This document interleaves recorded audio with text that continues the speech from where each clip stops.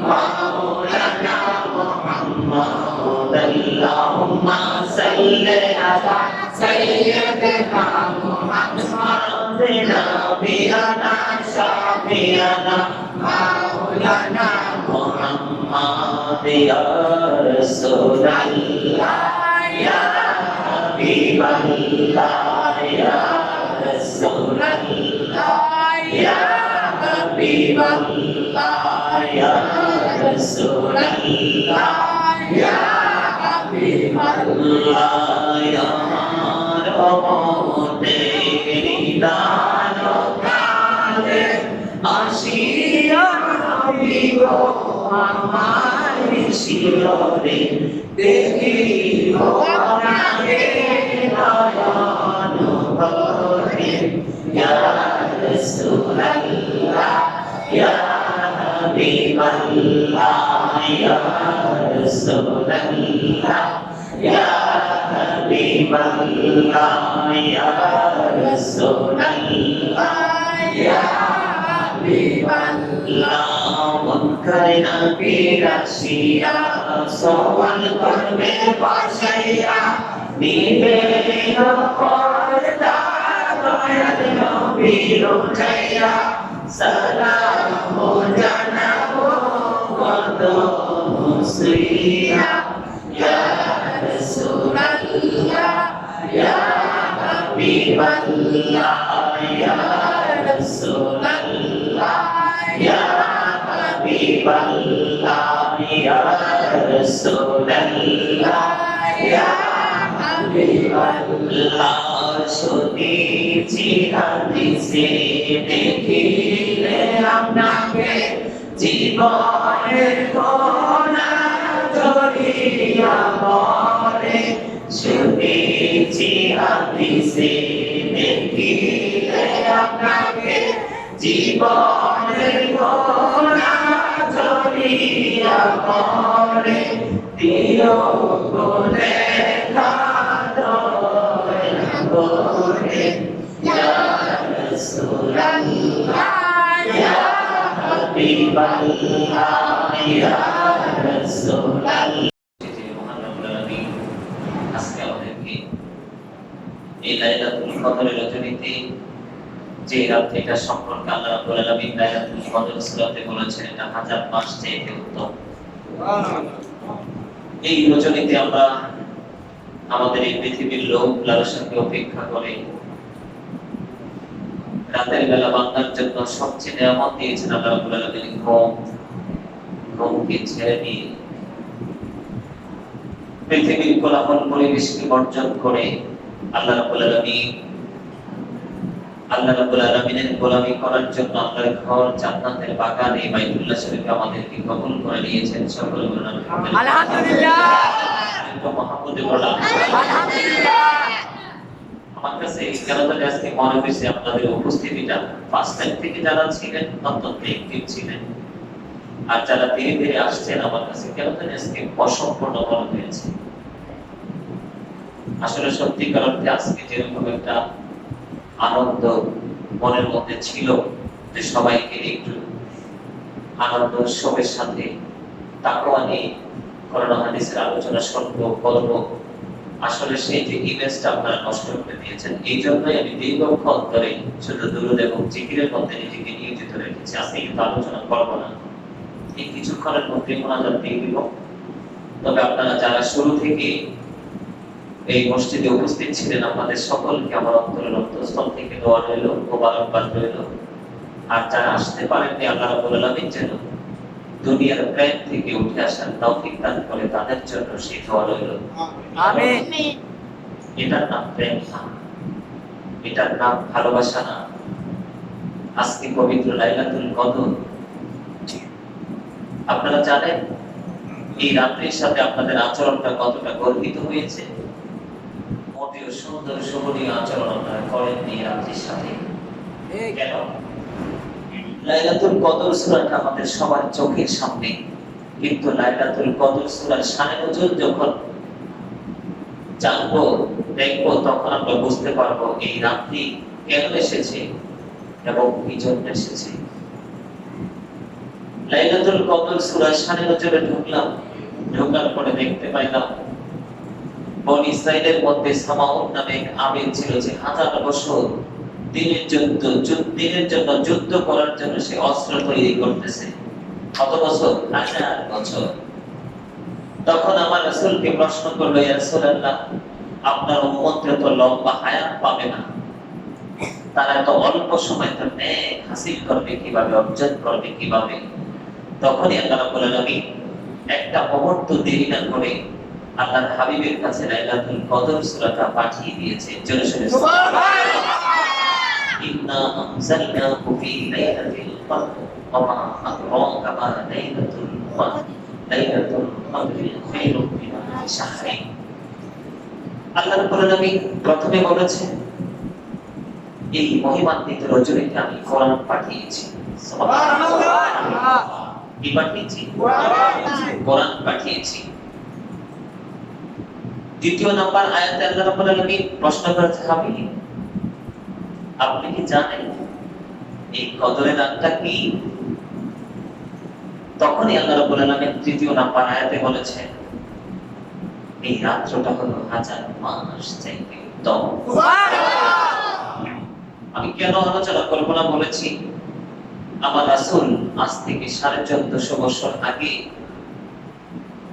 আল্লাহ রাব্বুল আলামিন আলেমদেরকে ডেকে ডেকে বলে গিয়েছেন, যেখানে মানুষের আলোচনা শোনার কোনো ইচ্ছা নাই সেখানে আলোচনা করো না, যাদের আলোচনা শোনার মতো সেই মন মানসিকতা রয়েছে তাদের সামনে একদিন ওয়াজ করো।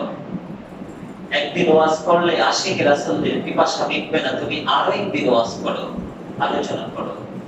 দ্বিতীয় দিন ওয়াজ করলে তার পিপাসা মিটবে না, আল্লাহর হাবিব বলেছেন আরো একদিন ওয়াজ করো।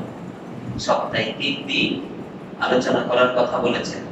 এটা কার জন্য প্রযোজ্য? প্রেমিকের জন্য প্রযোজ্য। এই বক্তব্য ভালোবাসার দাবিদারদের জন্য প্রযোজ্য। আজকে এমন এরকম ভাব দেখেছি আমার মুসল্লিদের, মনে হয় যে আজকের তারাবির মধ্য দিয়ে ওরা জান্নাতের টিকিট পেয়ে গেছে, নিঃসন্দেহে ওরা জান্নাতি হয়ে গেছে। আমার কাছে এমনটাই মনে হয়েছে। সম্মানিত উপস্থিতি, আল্লাহ ডাজন্ট লাইক দ্য প্রাউড। আল্লাহ অহংকারীকে পছন্দ করে না। অহংকার হয়েছে আল্লাহর কুদরতিকায় চাদর। আল্লাহর হাবিব জানিয়ে দিয়েছেন, এই চাদর ধরে সে চাঁদ দিবে, তার জন্য জাহান্নাম ছাড়া কিছুই বাঁচে নাই। আজকের এই পবিত্র রজনীতে আলোচনা করার কথা ছিল একটা, তবে আপনাদেরকে আবার আমার পুরনো ওয়াজগুলো একটু মনে করিয়ে দিতে চাই। আজকের এই রজনীকে যারা যথাযথভাবে ইজ্জত দিতে পারেননি, তারা নিজের উপর নিজে জুলুম করেছে, নিজের উপর নিজে অত্যাচার করেছে। আল্লাহ doesn't like the unjust. আল্লাহ জালিমকে পছন্দ করে না। আল্লাহ doesn't like the unjust. জালিমরা যখন বিপদগ্রস্ত হয় তাদের জন্য কোনো সাহায্যকারীও দেখে না। আল্লাহ রাব্বুল আলামিন জানিয়ে দিয়েছেন, Allah doesn't wrong his slave, only are the ones who do wrong. আল্লাহ বলে দিয়েছেন, আল্লাহ তার দাসের উপর জুলুম করে না, অত্যাচার করে না, তার দাস নিজের উপর জুলুম করে। জোরে জোরে নাউজুবিল্লাহ। সূরা ইউনূস 40 নম্বর আয়াত। কথা কি বুঝতে পারছেন? অথচ আল্লাহ রাব্বুল আলামিন কোরআন শরীফের 30 পারা সূরা 3 এর মধ্যে বলেছেন, বিউটিফুল শেপ। আল্লাহ আল্লাহর বান্দাকে সুন্দর করে সৃষ্টি করেছেন। এই 30 পারায় আরেকটা সূরা রয়েছে, সূরা ইনফিতর। সূরা ইনফিতরের মধ্যে বলেছেন আল্লাহ রাব্বুল আলামিন, আল্লাহ ক্রিয়েটেড দ্য মাইন্ড। আল্লাহর মন মতো করে বান্দাকে গঠন করেছে, সৃষ্টি করেছে। আজকে আল্লাহর বান্দা পৃথিবীর লোভে পড়ে, একটু ঘুমের নেশা, একটু সুস্বাদু খাবার খাওয়ার আশা, 1000 মাস চাইতে দামি যে রাত্র, সেই রাত্রকে পর্যন্ত বয়কট করতে বাধ্য করেছে।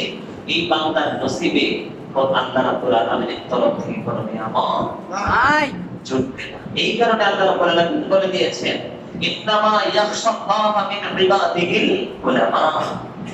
আপনারা জামাইনি হাফিজা, আল্লাহ এই জন্য জানিয়ে দিয়েছেন, আল্লাহর হাবিবের কাছে কোরআন এসেছে, এই কোরআন আল্লাহর হাবিব আল্লাহর বান্দা এবং হাবিবের উম্মতের জন্য রেখে গেছেন। আল্লাহ সেই কোরআনে বলেছেন পৃথিবীতে আল্লাহর যে বান্দা রয়েছে এই বান্দাদের মধ্যে আলেমরাই শুধু আল্লাহ রাব্বুল আলামিনকে ভয় করে থাকে, সাধারণ মানুষ নয়। আওয়াজ করে বলেন না সুবহানাল্লাহ। যে আমি আপনাদের মতো আমিও কিন্তু রোজা রাখছি। আপনারা আপনাদের নির্দিষ্ট বাড়ি থেকে, ঘর থেকে, আপনাদের গোত্রের মসজিদে এসেছেন, আর আমি একটু দূর থেকে হেঁটে হেঁটে এসেছি। আপনাদের কথা চিন্তা করি ইফতারের আগে এসেছি, এখনো পর্যন্ত রয়ে গেছি, কিন্তু আপনারা আমাকে যথাযথ সম্মান দিতে জানেন কি? এটা আমি অত্যন্ত কষ্ট পেয়েছি আজকে হৃদয় থেকে। এই যে আমি দেখছেন না বিরামহীন ভাবে দুরূদ পড়ছি, জিকির করছি, এটা আমি আমার জন্য করেছি, আপনাদের জন্য নয়। তবে হ্যাঁ, সবার জন্য দোয়া করব। দোয়া কবুল করার মালিক কে? আল্লাহ। আমি দোয়া করতে কৃপণতা করব না। এই যে এতক্ষণ পর্যন্ত দুরূদ পড়েছি, জিকির করেছি, আমি আমার পুঁজি করেছি। কারণ আজকের লাইলাতুল কদরের রাত্র ইমাম সাহেবদের জন্য। ইমাম সাহেবরা এর বাহিরে না। সম্মানিত উপস্থিতি, হযরত ওমর রাদিয়াল্লাহু তাআলা আনহুর সন্তান, তার নাম হলো হযরত উবাই। সে এই লাইলাতুল কদরের রাত্রিতে সমুদ্রের উপরে ভ্রমণ করতেছিলেন। তো ভ্রমণ করতে সময় কিন্তু অনেক সময় উপচে পড়ার ঢেউ আসে। তো ঢেউ যখন এসেছে তখন একটা ফোঁটা পানি তার মুখের মধ্যে পড়েছে।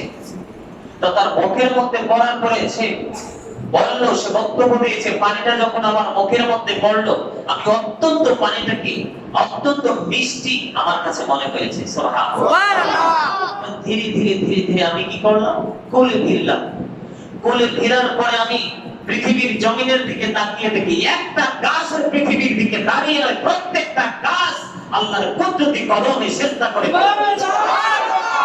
তখন আমি তালাশ করতে শুরু করলাম আজকের এই রাত্রিতে বৃক্ষগুলো আল্লাহর কুদরতি কদমে সিজদা দিয়ে পড়ে রয়েছে, তার কারণ কি?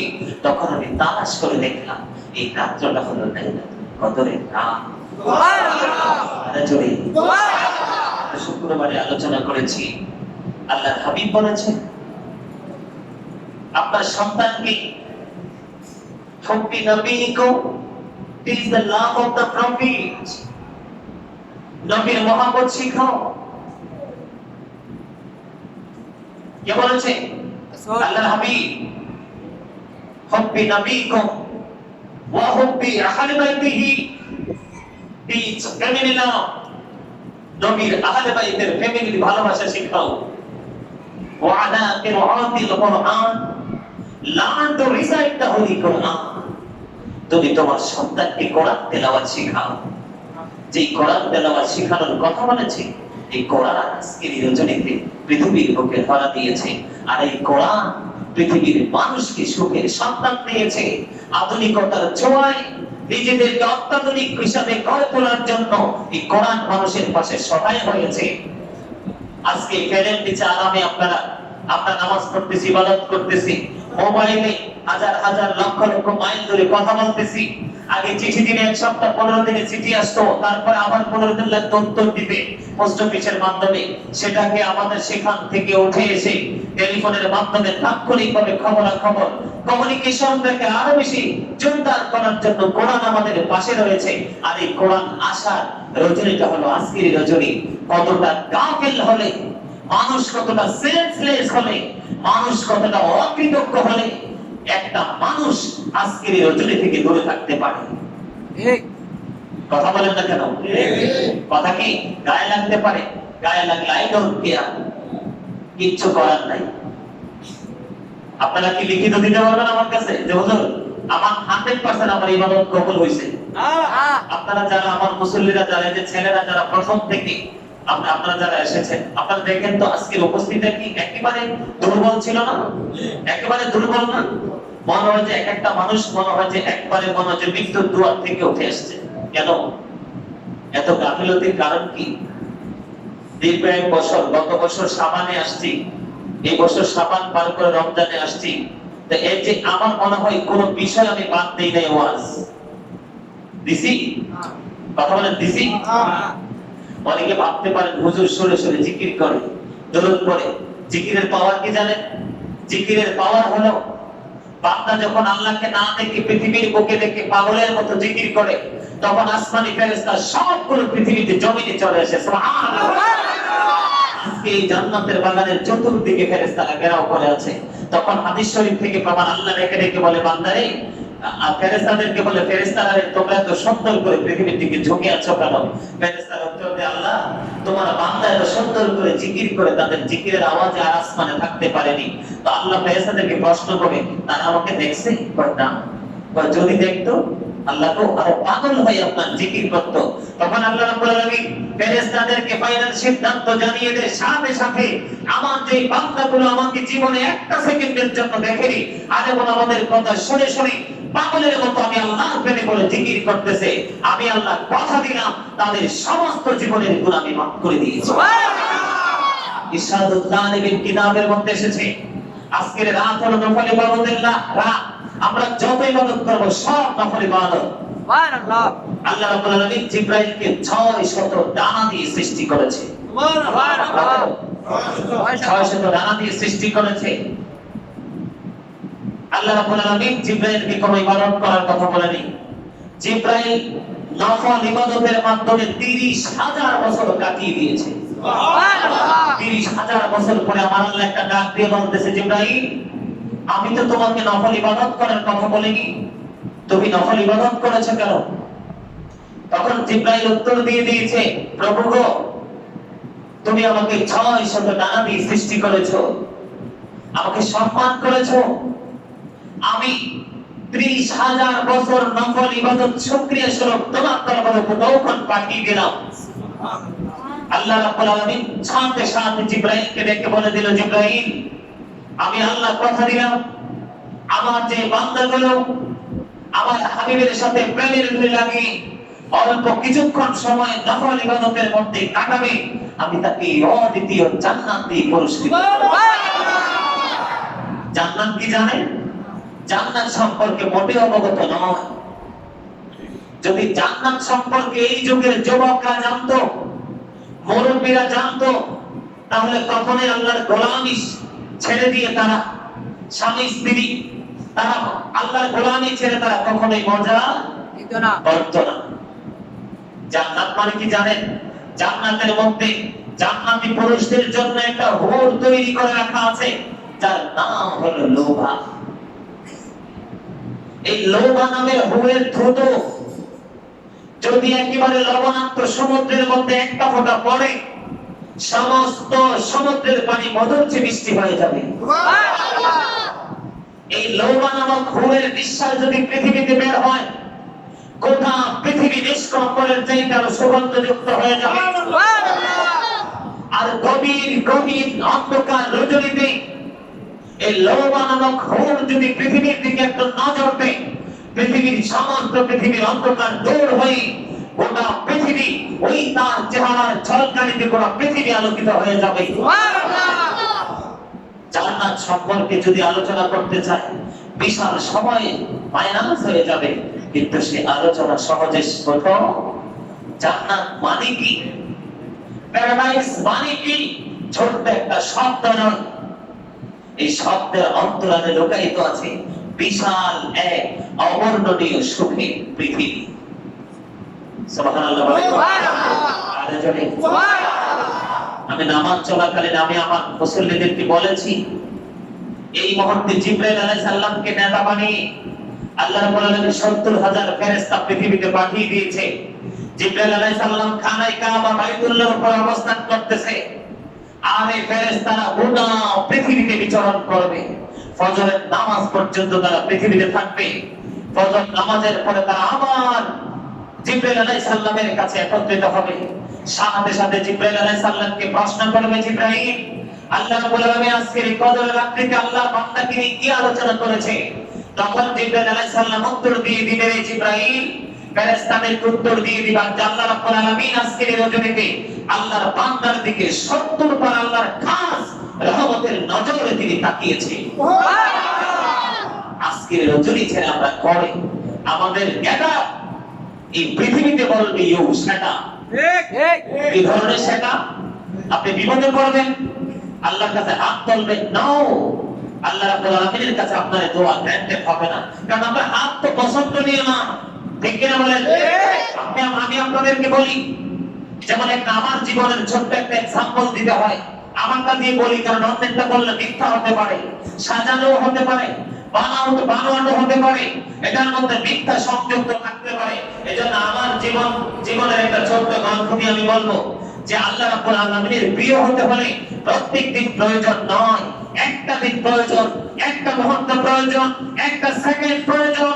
একটা সেকেন্ডে যখন আল্লাহর প্রিয় বান্দা আল্লাহর দিদার হাসিল করতে পারবে, তারপর থেকে আল্লাহ রাব্বুল আলামিনের রহমতের চাদর অল টাইম তাকে আশ্রয় দিয়ে রাখবে।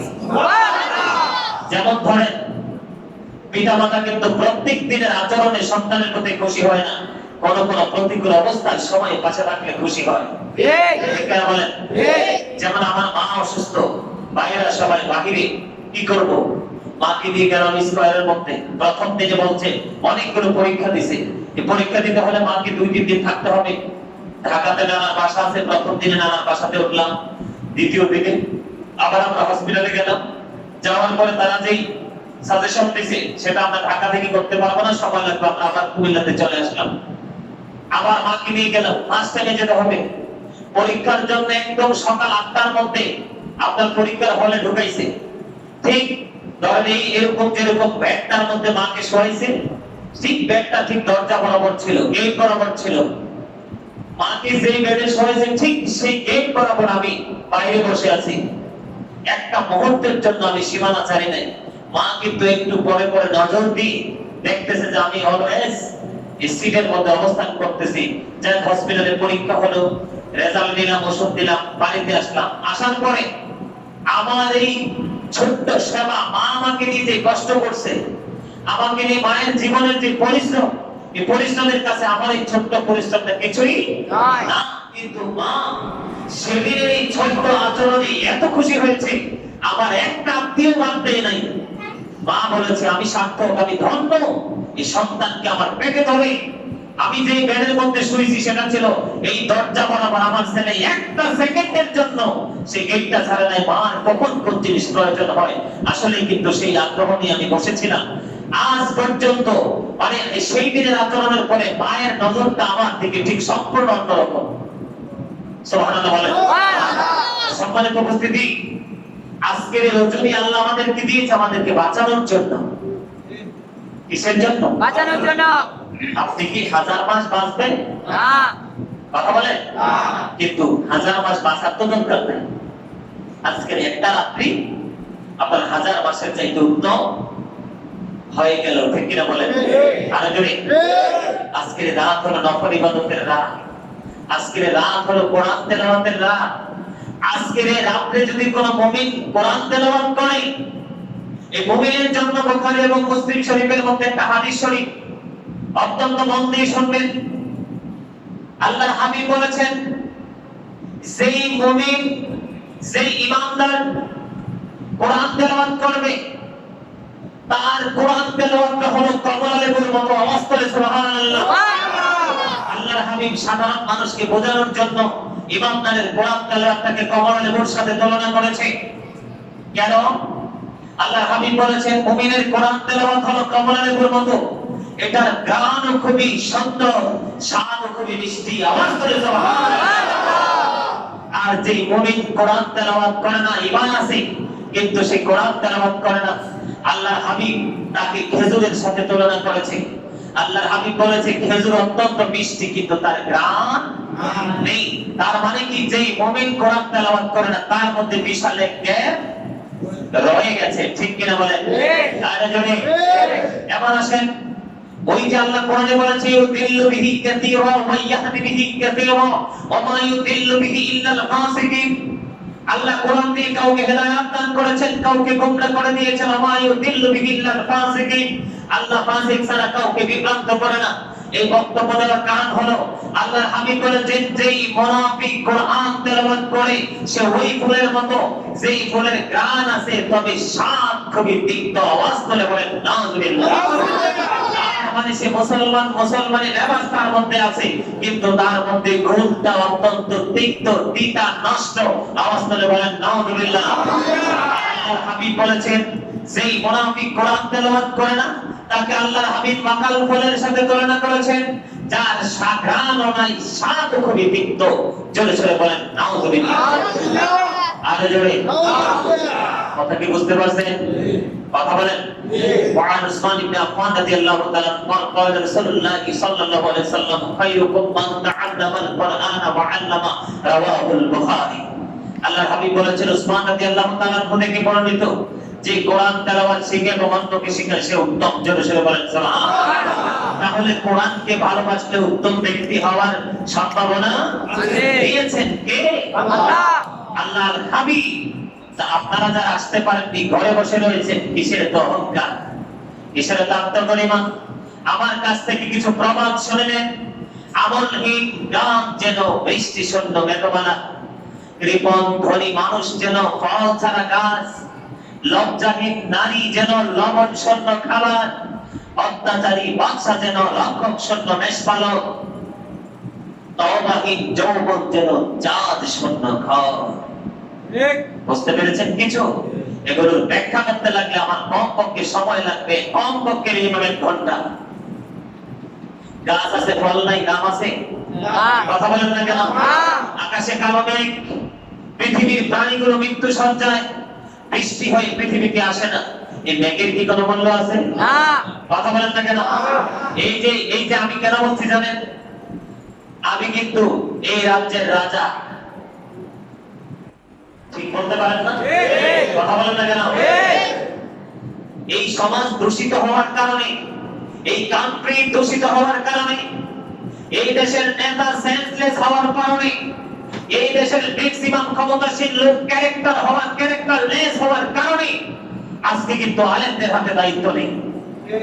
কোরআন হাদিসের আইন হলো দায়িত্ব থাকবে আলেমদের হাতে, সলিউশন আসবে আলেমদের কাছ থেকে। কারণ আলেমদের কাছে আছে যথাযথ কোরআন ও হাদিসের আইন। নষ্ট সমাজ থাকার কারণে আলেমদেরকে সে দায়িত্বে বসানো হয় না। তার একটা মাত্র কারণ ন্যায় এবং অন্যায়, এই দুইটার পার্থক্য করলে এই দেশের অসৎ মানুষগুলো অসৎ কাজে নিজেকে লিপ্ত রাখতে পারবে না। ঠিক কিনা বলে? এই জন্য বলেছি আমি হলাম এই রাজ্যের রাজা। যতদিন পর্যন্ত এখানে দায়িত্ব অবস্থায় থাকবো, আমার ভালো মন্দ দোষ ত্রুটি সবগুলো দেখার দায়িত্ব আমার। আজকের আচরণ অত্যন্ত গর্হিত আচরণ। কারণ আমি যদি আমার রাজ্যের প্রজাদের খবর না রাখি তাহলে আমি রক্ষক শূন্য মেষপালকের অন্তর্ভুক্ত হয়ে যাব। জোরে সোরে বলেন নাউযুবিল্লাহ। আরো জোরে বলেন নাউযুবিল্লাহ। এই চারিদিকে দেয়াল আছে কিন্তু উপরে ছাদ নেই। এই ঘরের কি দেয়ালের কি কোনো মূল্য আছে? কথা বলেন না কেন? দেয়ালের কোনো মূল্য আছে? দেয়ালের কোনো মূল্য নেই। আপনি মুসলমান, নামাজ পড়েছেন, ইবাদত করেছেন, কিন্তু আপনার মনের মধ্যে তাকওয়া নাই, হৃদয়ে আপনার তাকওয়া নাই, আপনার এই ফাউন্ডেশনের কোনো মূল্য নেই। কারণ ছাদ না থাকলে আপনার রোদের সময় শুকিয়ে যাবে, বৃষ্টি আসলে ভিজে যাবে, যখন ঝড় আসবে সবকিছু রূপ পালন করে অচিন দেশে ছিন্ন বিচ্ছিন্ন করে নিয়ে যাবে। ঠিক কিনা বলেন? তেমনি ভাবে আপনার মনের ঘরে যদি তাকওয়া না থাকে, আল্লাহ বলেছেন ইউ ফিয়ার মি, তোমরা আমাকে ভয় করো, আল্লাহ উইল ফরগিভ ইউ। আল্লাহ বলেছেন আমি তোমাদেরকে ক্ষমা করে দিব। আজকে ভয় না থাকার কারণে আজকে মসজিদ শূন্য। পেটে খিদা লাগলে যেমন সন্তান কাঁদে, মসজিদে মুসল্লি না থাকলেও তেমনি মসজিদ কাঁদে। এই মুসল্লিদের বিপক্ষে তিনি মসজিদ দাঁড়িয়ে যাবে। কথা কি বুঝতে পারছেন? আরো যারা বলেন আমার কথাগুলো স্টেপ ফরওয়ার্ড, কথাগুলো খারাপ লাগতে পারে কিন্তু কিচ্ছু করার নাই। এখানে প্রেমের দড়ি লাগাইতে পারবো, প্রেম করতে এসেছি আল্লাহর হাবিবকে নিয়ে, আমার একা না। কথা কি বুঝে আসছে? কথা কি বুঝে আসছে? কৃপণ ধনী মানুষ যেন ফল ছাড়া গাছ, তার ধন আছে, দৌলত আছে, শারীরিক সুস্থতা আছে, ইবাদত করে না, ধন দৌলত আছে, দান সৎকার করে না, ওই ব্যক্তিকে ওই ব্যক্তির সাথে তুলনা করা হয়েছে। তার ধনের কোনো মূল্য নাই, শারীরিক সুস্থতার কোনো মূল্য নাই। আজকে আপনাদেরকে পবিত্র লাইলাতুল কদরের রজনী থেকে বলতে চাই, হায়াত থাকতে ইবাদত করেন, মৃত্যুর পরে কাজে লাগবে। শক্তি থাকতে শক্তিকে প্রয়োগ করেন, কাজে লাগান, আপনি দুর্বল হয়ে গেলে কাজে লাগবে। অর্থ থাকতে আপনি দান সৎকার করেন, অর্থ ফুরিয়ে গেলে সেটা কাজে লাগবে। কথা কি বুঝে আসেন না? কথা বলেন না কেন? আপনার পাওয়ের শক্তি থাকতে যত দূর সম্ভব রাস্তা অতিক্রম করেন, কারণ যখন আপনার শক্তি যখন কি হয়ে যাবে, শেষ হয়ে যাবে, তখন সেটা আপনার কাজে লাগবে। হযরত আলী রাদিয়াল্লাহু তাআলা বলেছে, পৃথিবীর মানুষ তোমরা পৃথিবীতে ঘুমিয়ে আছো, যখন তোমরা কবরে আসবে তখন তোমাদের ঘুম ভাঙবে, সেদিন তোমাদের ঘুম ভাঙলে কোনো ফায়দা হবে না। কি নিয়ে যাবেন কবরে? আল-কবরু রাওজাতুম মিন রিয়াদিল জান্নাতি হুফরাতুম মিন হুফারিন নার।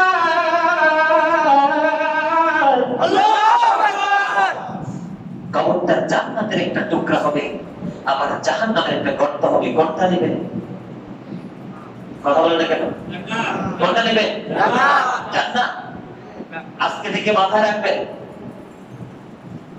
আমার জীবনের বন্ধুদের সাথে সময় দিব, এটা আমার আলাদা একটা শিডিউল, আলাদা একটা পার্ট। ফ্যামিলি পরিবার নিয়ে ব্যস্ত থাকবো, সেটা আমার আলাদা একটা পার্ট। কর্মজীবন নিয়ে কখনো কখনো ব্যস্ত থাকতে হয়, সেটা আমার জীবনের আলাদা একটা পার্ট। খেলার সময় খেলবো, সেটা আমার জীবনের আলাদা একটা পার্ট।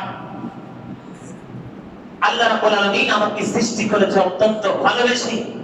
আমার জীবনে প্রতিদিনের একটু সময় আল্লাহর জন্য আমি ব্যয় করব, রাসূলের প্রেমে পড়ে, সেটা আমার জীবনের গুরুত্বপূর্ণ মোস্ট ইম্পর্টেন্ট একটা পার্ট।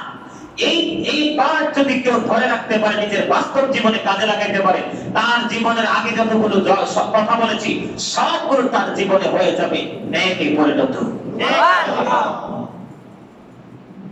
যেমন আপনি যদি গুনাহ কাজ করেন, করার পরেও 7 ঘন্টা পর্যন্ত ডান কাঁধের ফেরেশতা বাম কাঁধের ফেরেশতাকে রিকোয়েস্ট করে, অনুরোধ করে তাকে বন্ধ রাখে, কয় ঘন্টা? 7 ঘন্টা। 7 ঘন্টা পর্যন্ত কি রাখে? বিরত রাখে। দেখো আল্লাহর বান্দা তওবা করে কিনা। যদি তওবা করে তাহলে তার পাপটা লেখা হয় না। আর নেক কাজের ক্ষেত্রে আপনি নিয়ত করতে দেরি, আপনার আমলনামায় নেক শুরু হতে দেরি হয় না। এটা কি আল্লাহ আমাদের প্রতি মায়া না? আজকের এই পৃথিবী, আজকের এই পরিস্থিতি, আজকের এই প্রেক্ষাপট, এটার জন্য আমরা নিজেরাই দায়ী। ঠিক কিনা বলেন? শুক্রবারে জুমাতে আসার সময় সবার পরে, যাওয়ার সময় সবার আগে কেন এমন আচরণ কেন? কিসের তো তারা, কিসের তো পেরেশানি? অপেক্ষায় থাকে। নিজেদের মাইন্ড চেঞ্জ করতে না পারলে আগামী দিনে অপেক্ষায় থাকে আরো বড় ধরনের বিপদের মুখোমুখি হতে হবে। গত জুমার বক্তব্য মনে রাখেন নাই? পৃথিবীতে দুর্ভিক্ষ কিন্তু চলতেছে, বৃষ্টি শূন্যতা কিন্তু যথেষ্ট আছে, আছে কিনা? এগুলোর জন্য আমরা দায়ী। কে দায়ী? আমরা। এই যে আমি এতগুলো কথা বলছি না, এখান থেকে একজন হলেও আমল করবে, এটা আমার বিশ্বাস। কি করবে? 16 আনা না পারলে 8 আনা হলেও আমল করবে। আর আমার লাভটা কি? হযরত আলী রাদিয়াল্লাহু তাআলা ঢুকে ডেকে ডেকে আমার নবী বলল, আলী রে, তোমার দ্বারা একজন মানুষকে হেদায়েতের পথে আনা, তোমার মাধ্যমে একজন মানুষকে সঠিক পথিক বানানো, এটা লাল উটের মালিক হওয়ার চাইতে উত্তম। রহস্যময় মনে হয় না কথাটা? লাল উট মানে কি? যখন আল্লাহর হাবিব এই পবিত্র হাদিস শরীফটা বর্ণনা করেছেন, এই বর্ণনা করেছেন যখন হাদিস শরীফটা, তৎকালীন সময়ে ওই যুগের মানুষগুলোর কাছে, আরবের মানুষগুলোর কাছে সবচেয়ে দামি সম্পদ ছিল লাল উট। জোরে জোরে সুবহানাল্লাহ। এই জন্য বলেছে, তোমার মাধ্যমে একটা মানুষের হেদায়েতের ব্যবস্থা হওয়া মানে লাল উটের মালিক হওয়ার চাইতেও দামি। আর জোরে বলেন সুবহানাল্লাহ। এই যে আপনাদের সামনে যত কথা বলতেছি না, আমি কিন্তু আমার আখেরে বোঝাচ্ছি। কি করতেছি? কথা কি বুঝেন নাই? কথা বুঝেন নাই? আমি কি করতেছি? আমার আখের বোঝাচ্ছি। কেন? আল্লাহ বলেছেন সে দ্য রাইট থিং অকল কাওলান সাদিদা। হাদিসে আছে আল্লাহ বলছে সত্য কথা বলার জন্য আমি সত্য কথা বলতেছি। আল্লাহ বলেছেন ও আনফুসাকুম ওয়া আহলিকুম নারা, save yourself and your families from the fire. আল্লাহ বলেছেন তুমি এবং তোমার আহলকে জাহান্নাম থেকে বাঁচাও। আমি জাহান্নাম থেকে বাঁচার রাস্তা খুঁজে বের করেছি, আপনাদেরকেও সেই রাস্তার অন্তর্ভুক্ত করার চেষ্টা করতেছি। কিন্তু আপনারা যদি না আসেন তাইলে আমার কোনো কিছুই হবে না। এই কিনা বলেন। ঠিক। আল্লাহ কোরআনে কি বলেছেন? পৃথিবীতে যত বান্দা আছে ইন্নামা ইয়াখশাল্লাহা মিন ইবাদিহিল উলামা, আলেমরাই আল্লাহকে ভয় করে থাকে। দলিল দিয়েছে কে? আল্লাহ। আপনি চাইলেও কি ইজ্জত কমাতে পারবেন? ইজ্জত কমাতে পারবেন না। আমি আজকে আপনাদেরকে একটা কথা মনে করাই দেই, চাইলে ইঞ্জিনিয়ার আপনার সন্তানকে বানানো সম্ভব, একজন এডুকেটেড পারসন হিসেবে আপনার ছেলেকে প্রেজেন্ট করা সম্ভব, একজন ডাক্তার বানানো সম্ভব। কথা বলেন না কেন? একজন বিজনেসম্যান বানানো সম্ভব, পৃথিবীর প্রেক্ষাপটের সাথে মোকাবেলা করার মতো এক অদম্য শক্তিতে পরিণত করা আপনার সন্তানকে সম্ভব। কিন্তু চাইলেও একটা ছেলেকে আলেম বানানো সম্ভব না। কথা কি বুঝে আসছে? প্রত্যেকটা বাবা স্বপ্ন দেখে ডাক্তার হবে, ইঞ্জিনিয়ার হবে, এমপি হবে, মন্ত্রী হবে। প্রত্যেকটা জায়গায় কিন্তু নোংরামি আছে, কিন্তু হক্কানি আলেমের কাছে কোনো নোংরামি নাই। আলেম হলেই চলবে না, কিন্তু দাড়ি থাকলে, লম্বা জোবরা থাকলে, মাথায় পাগড়ি থাকলে, স্ট্যান্ডার্ড চশমা চোখে থাকলে কিন্তু কিনা আলেম নয়। নয়। আলেম হতে হলে তার কোয়ালিটি লাগবে, তার মধ্যে থাকতে হবে। তার হার্ট কোরআন ও হাদিস। Islam is not only a religion but also complete code of life. কোরআন ও হাদিস সম্পর্কে তার খুব হার্ড এক্সপেরিয়েন্স থাকতে হবে। এই পৃথিবীতে দাড়িওয়ালা, টুপিওয়ালা, পাগড়িওয়ালা, জুব্বাওয়ালার কিন্তু অভাব নেই। হক্কানি আলেমের যথেষ্ট অভাব। শুধু টাকার জন্য নিজের ঈমান বিক্রি করে দিচ্ছে, কোরআন হাদিস বিক্রি করে মন করা দলিল দাঁড় করিয়ে দিচ্ছে। ঠিক কিনা বলেন? কথা বলেন ঠিক কিনা? সম্মানিত উপস্থিতি, আলেমদেরকে সম্মান করবেন, আলেমদেরকে ভালোবাসবেন। টাকা দিলে ভালোবাসা না। এজাজকে লঙ্গি একটা দিচ্ছেন মহাব্বত করে, এটার নাম ভালোবাসা না। আমাকে পেট পরে খাওয়াই দিবেন, এটার নাম ভালোবাসা না। ভালোবাসা হচ্ছে ওইটা একেবারে ক্ষুধার্ত পাখি যেমন খাবারের নেশায় পাগল পারা হয়ে যায়, ঠিক ক্ষুধার্ত মানুষের মতো পিপাসা লাগলে যেমন মানুষ তৃষ্ণায় পানির জন্য পাগল হয়ে যায়, ঠিক পিপাসার্ত মানুষের মতো আলেমের জবানের দুইটা কথা শোনার আগ্রহে যে বসে থাকে এবং বাস্তব জীবনে প্র্যাকটিক্যালি এটাকে কাজে লাগানোর পিপাসা যার মধ্যে আছে, সেটার নাম হলো প্রকৃত ভালোবাসা। সেই ভালোবাসার চেষ্টা করবেন, সেই ভালোবাসা অন্তরে ধারণ করার চেষ্টা করবেন। নিজের জীবন, দুনিয়ার জীবনটা হয়ে যাবে সুখে, পরকালের জীবনটা হয়ে যাবে অত্যন্ত মধুময়। আপনার চেহারা কত সুন্দর, আল্লাহ সেদিকে একবার তাকাবেন। আপনি কত সুন্দর মসজিদে সেজদা দিয়েছেন, একবারও সেদিকে তাকাবে না। কত দামি জায়নামাজে সেজদা দিয়েছেন, সেদিকে একবারও তাকাবে না। কত ভালো হোটেল থেকে বিরিয়ানি রান্না করে তাবারুক করাইছেন, সেদিকে একবার নজর দিবে না। নজর দিবে আপনি কোন নিয়ত করে মসজিদে কদম দিয়েছেন সেটা।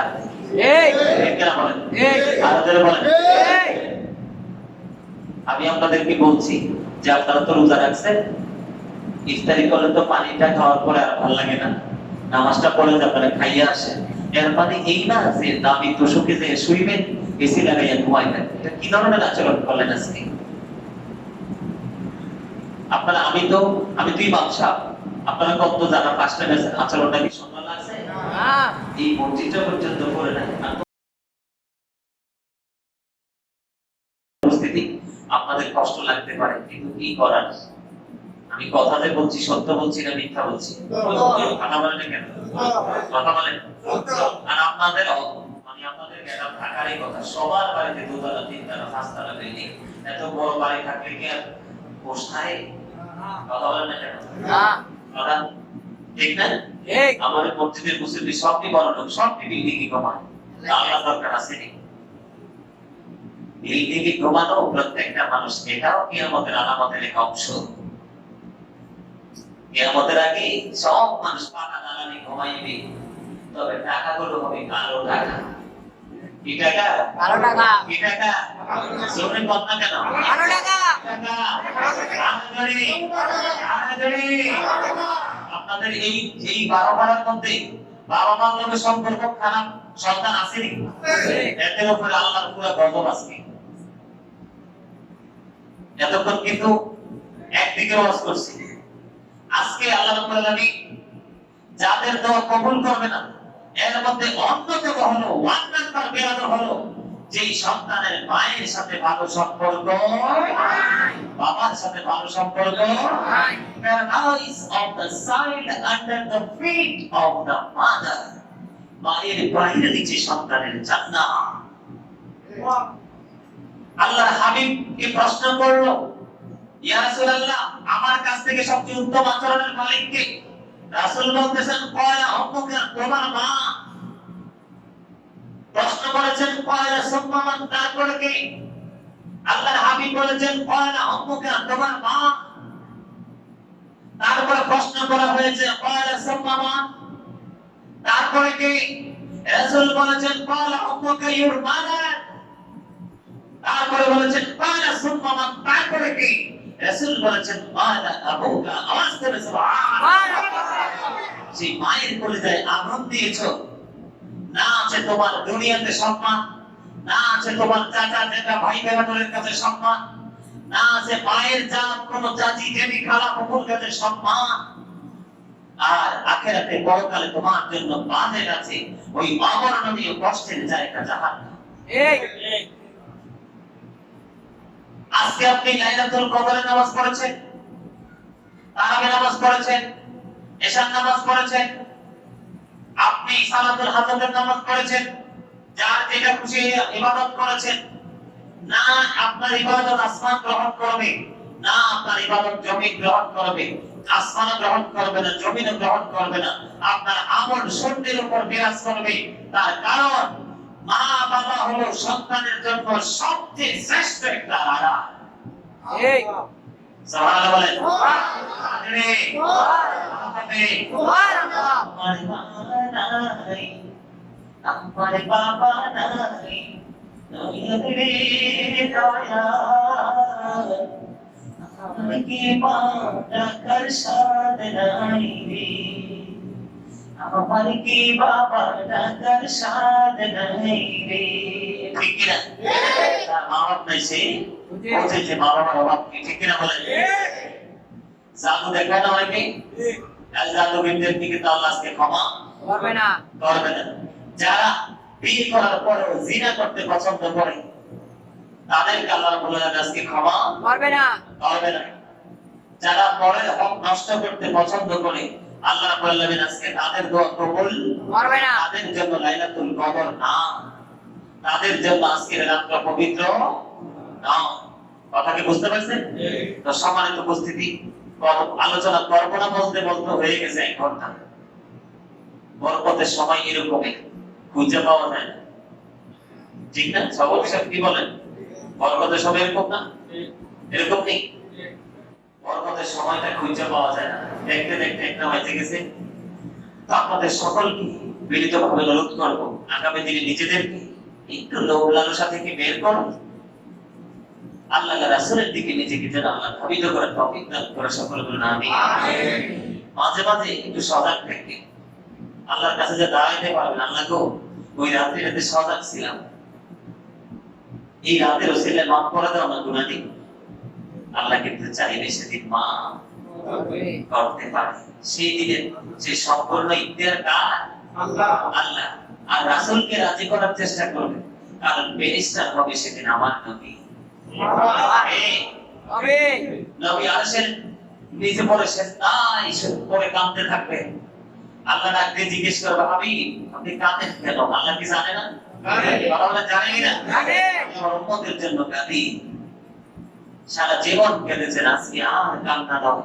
আপনি আজকে যেই কাজে সন্তুষ্ট হবেন, আমি আপনাকে সেই কাজ করতে প্রস্তুত।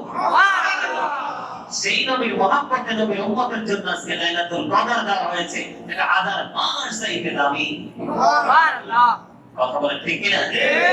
সম্মানিত উপস্থিতি, আপনারা শেষ বেলায় হলেও যারা এসেছেন, আমি বলবো তাদেরকে তাদের খুশনসিব, আর যারা আসতে পারেন তাদের বদনসিব, বদকিসমত।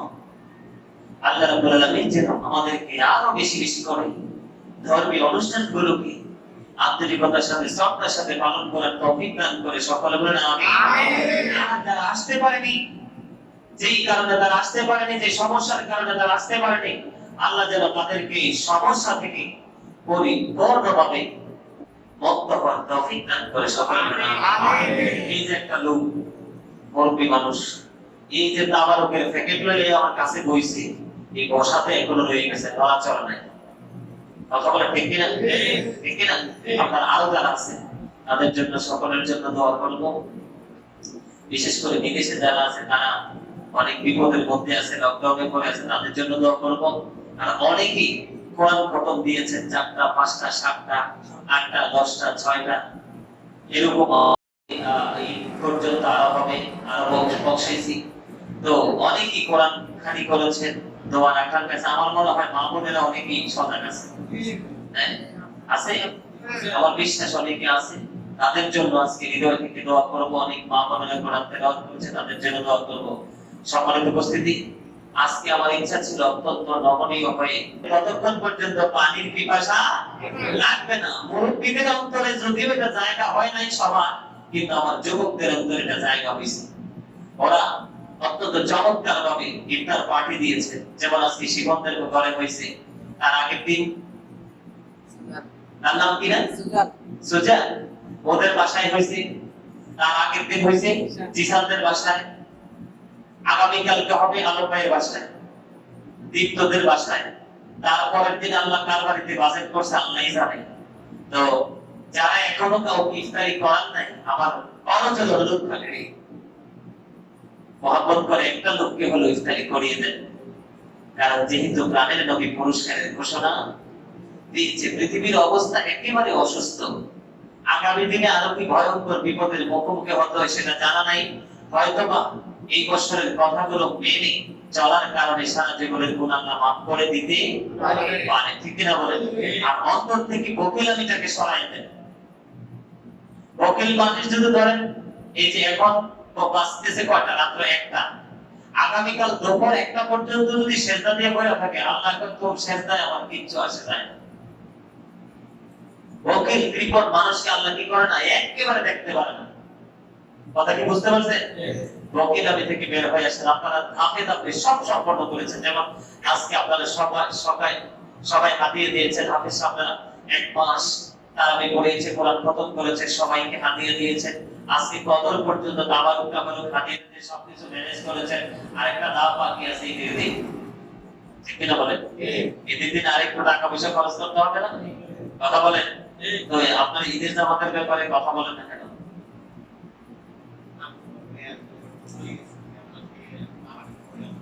আবার আজকে তার মানে এক রমজান থেকে আরেক রমজান পর্যন্ত মাঝখানে অপরাধগুলোর কাফারা হয়ে যায়।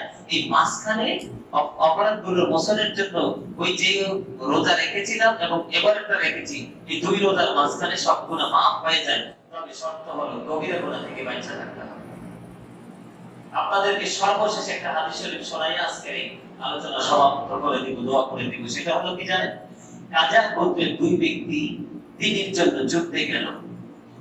যুদ্ধে যাওয়ার পরে একজন যুদ্ধের ময়দানে শাহাদাত বরণ করেছে, আর আরেকজন আরো 1 বছর পৃথিবীতে জিন্দা ছিলেন। 1 বছর জীবিত থাকার পরে তিনি ইন্তেকাল করলেন। ইন্না লিল্লাহি ওয়া ইন্না ইলাইহি রাজিউন।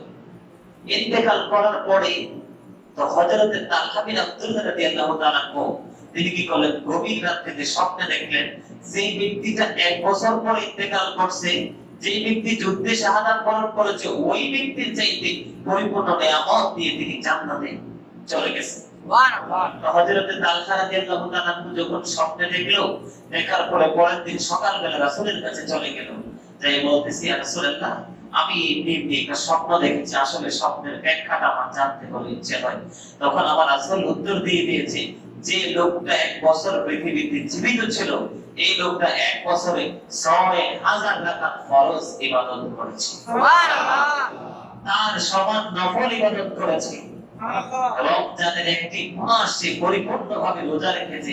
এই জন্য আল্লাহ রাব্বুল আলামিনের কাছে যুদ্ধে যেই ব্যক্তি নিজের জীবন দিয়ে দিয়েছে, ওই ব্যক্তির চাইতে আল্লাহ রাব্বুল আলামিনের কাছে যেই ব্যক্তি 1 বছর পরে ইন্তেকাল করেছে, সেই ব্যক্তির সম্মান অনেক বেশি বেড়ে গেছে। সুবহানাল্লাহ। সম্মানিত উপস্থিতি, দেখতে দেখতে রমজান শেষ করে ফেলেছি। বাকি রোজাগুলো আমরা যেন সুন্দরভাবে রাখতে পারি, বেশি বেশি করে তওবা করতে পারি। আল্লাহ যেন আমাদের সবাইকে সে তৌফিক দান করে, সকলে বলুন আমিন। আমিন। এতক্ষণ পর্যন্ত যে আলোচনা করেছি, আপনারা বন্ধুদের বাইরে থাকলে, কষ্ট পেয়ে থাকলে আল্লাহর রাস্তায় ক্ষমা করে দিবেন। ভালো লাগলে আমল করার তৌফিক দান করবেন। ভালো লাগলে আমল করবেন। আল্লাহ যেন আমাদেরকে পরিপূর্ণভাবে আমল করার তৌফিক দান করে, সকলে বলুন আমিন। এই বলে আমি আমার সংক্ষিপ্ত আলোচনা শেষ করেছি। আলহামদুলিল্লাহ।